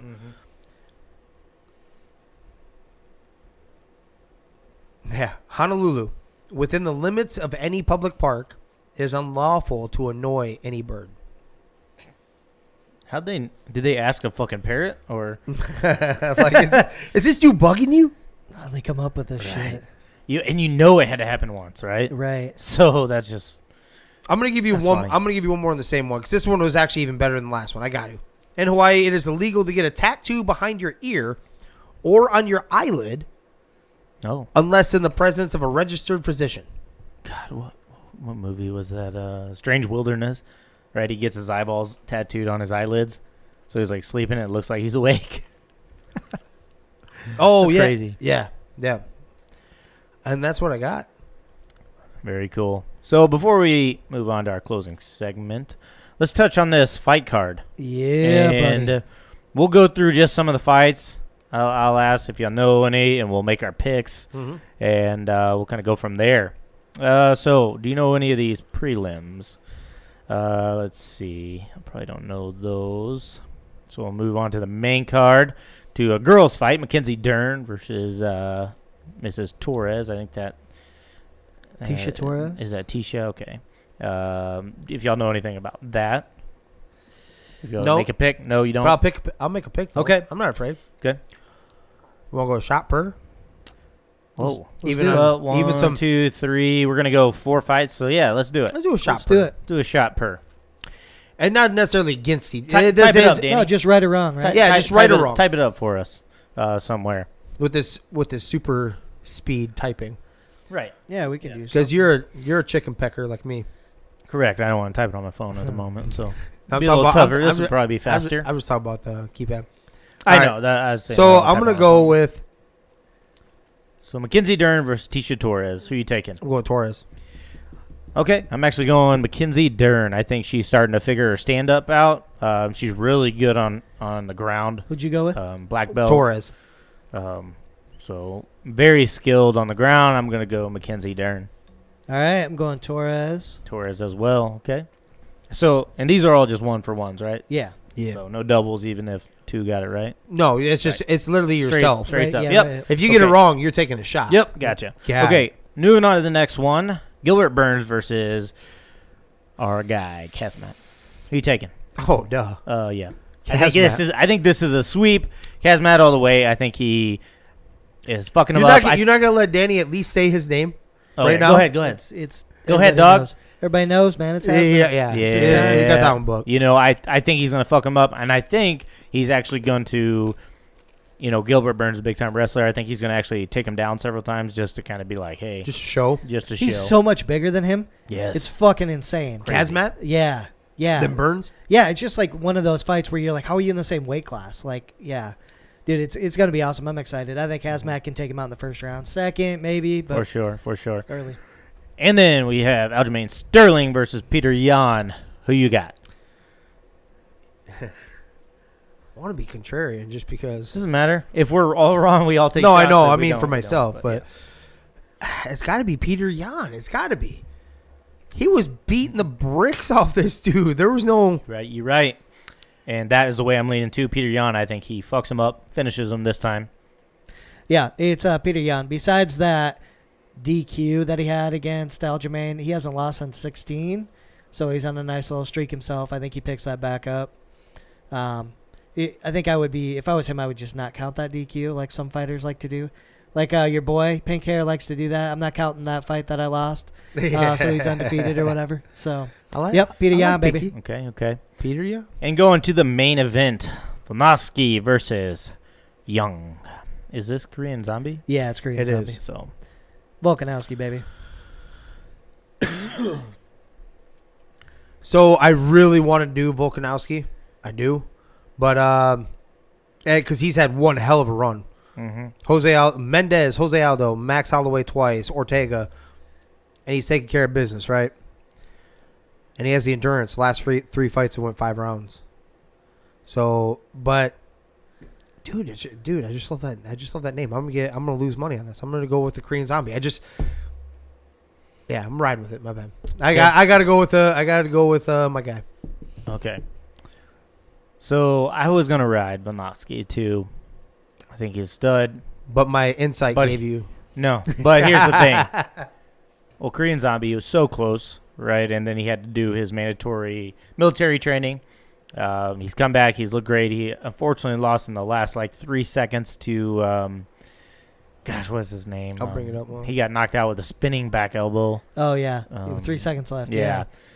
Was beating him up, beating the guy up. So I believe he's a Spanish Mexican fighter. It's coming up right now. What's it? Unfortunate loss there. But I'm going to go Korean Zombie on this one. I think he may take it. And I do want to be a little different. But I think maybe it's his time. Finally getting a shot. Oh, it's not Brian Ortega, right? Yeah. No, No. Idge. Or I'm not talking about the loss. My bad. I'm not talking about the loss. No, there was. no. Yeah, There was Rodriguez. 459. Rodriguez. Is Rodriguez. It was Yeah. 459. Yeah. He So the second fifth. left. Shit. got clipped by Yair Rodriguez. 2 wins, went the distance. He beat Frankie Edgar, went the distance against Ortega, and then had a victory against Idge. Is that what his name? Yeah, I just don't. So, Volkanovski hasn't lost in fucking forever. Yeah. He's a stud, and I think this fight can end up being a long fight, going the full distance. And when you look at Korean Zombie, he just doesn't, when he gets those later rounds, he doesn't tend to do as well. If he wins, it seems like it's first, second round, and I don't see him knocking anybody out. So that's where I'm going, Volkanovski. But you're going Zombie? Yeah. Three of his last 5-round fights, he's only won one of those. Yeah. So, yeah. And Volkanovski, like I just said before, that was 3 straight 5-rounders and winning. So I have no other analysis for that guy other than he has a sweet nickname. He does. I'm riding it. Yeah. Yes, indeed. All right. Just the nickname. Calm down there, big guy. About the riding. Who's got? I thought you had one for today. Oh, we're going to do the... Yep. You did have a good one. Yeah. So, we had one hell of a stretch where we worked at one point where the temps that were coming in the door were gold. And what I mean gold is they kept life highly entertaining. But none other than this may be one of the poster boys. The poster boy. Of temps that just, oh my God, make you laugh, shake your head, the whole works. Pure stupidity, drug use, everything. You know, just sprinkle, dabble of everything.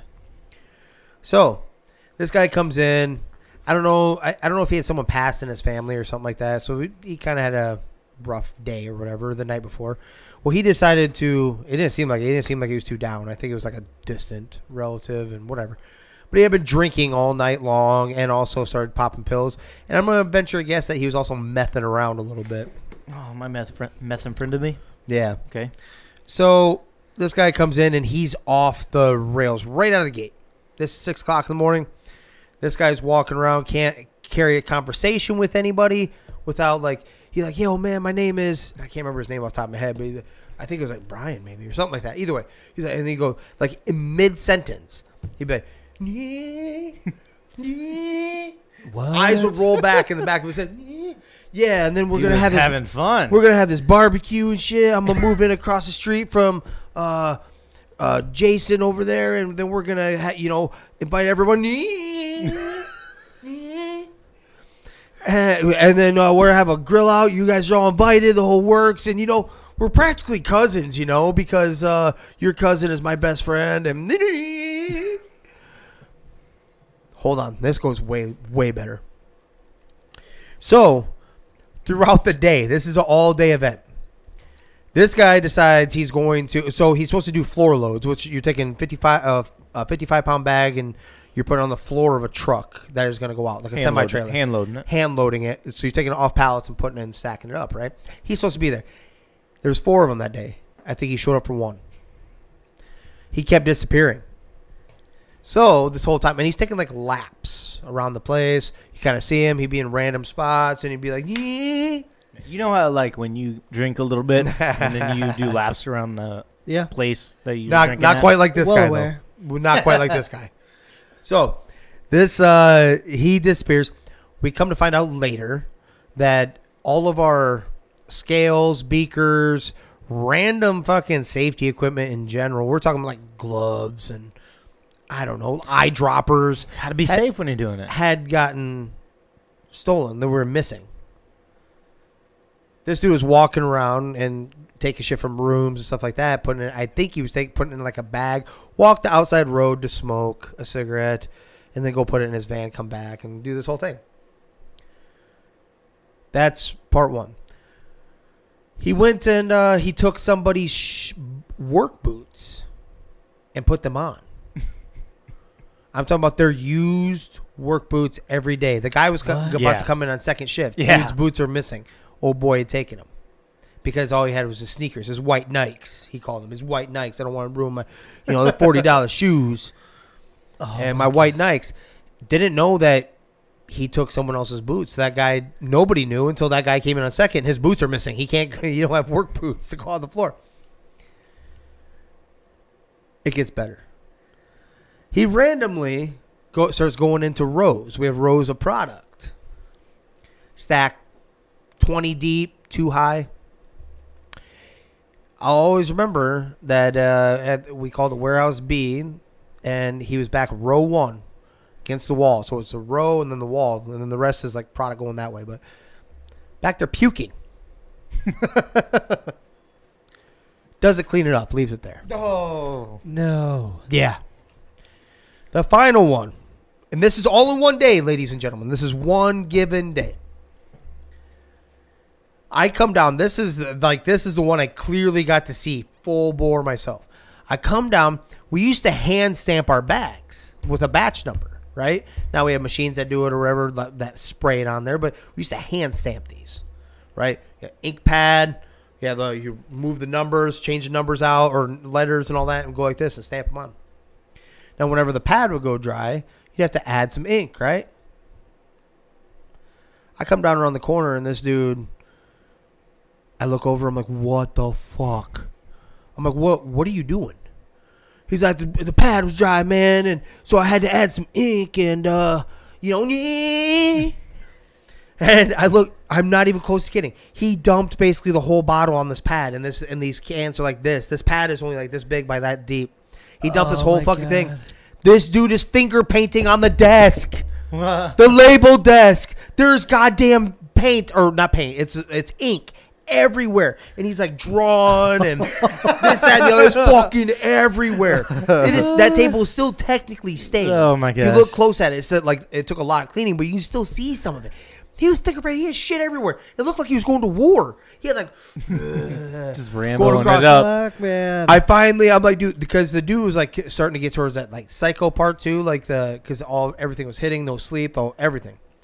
Finally, I had to go up to my lead, and I'm like, hey, you may want to go take a look at that one and then maybe figure something out there, big guy. He's like, what? Just turn the corner. It won't take you long. And I could hear him. He's like, what the fuck? No messing around, man. Cannot make this up. There was paint. There was ink fucking everywhere. I'm not. Holy shit. He vomited in a row. He was stealing shit. He was telling his stories, rolling his eyes in the back of his head. Oh my God. And I forgot about that guy up until like yesterday.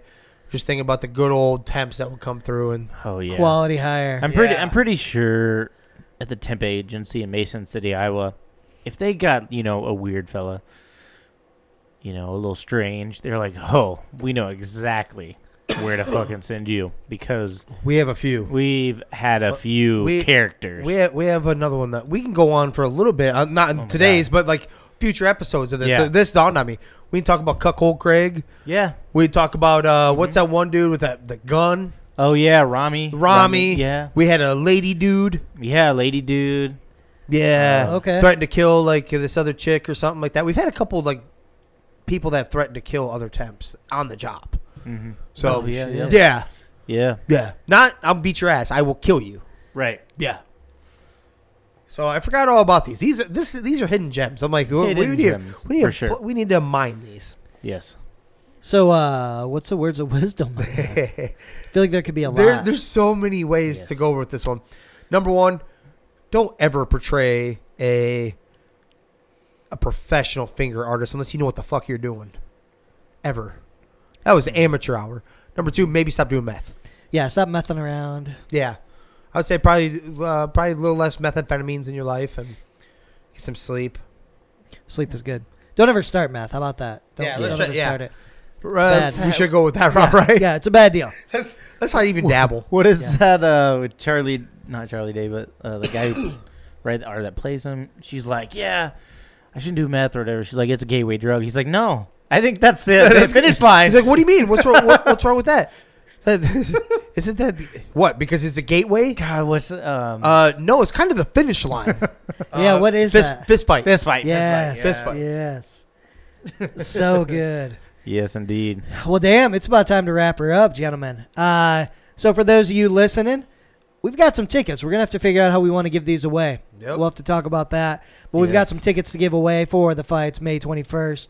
We do have Mr. Mike Estes coming on Sunday. I think that'll be a pretty big conversation. And obviously a great one. Thanks to Austin Robinson for being on the podcast today. It was a good time. Yeah. Learned a lot about just what it took for him to get there. The dedication he's put in, things like that, and good luck next week, man.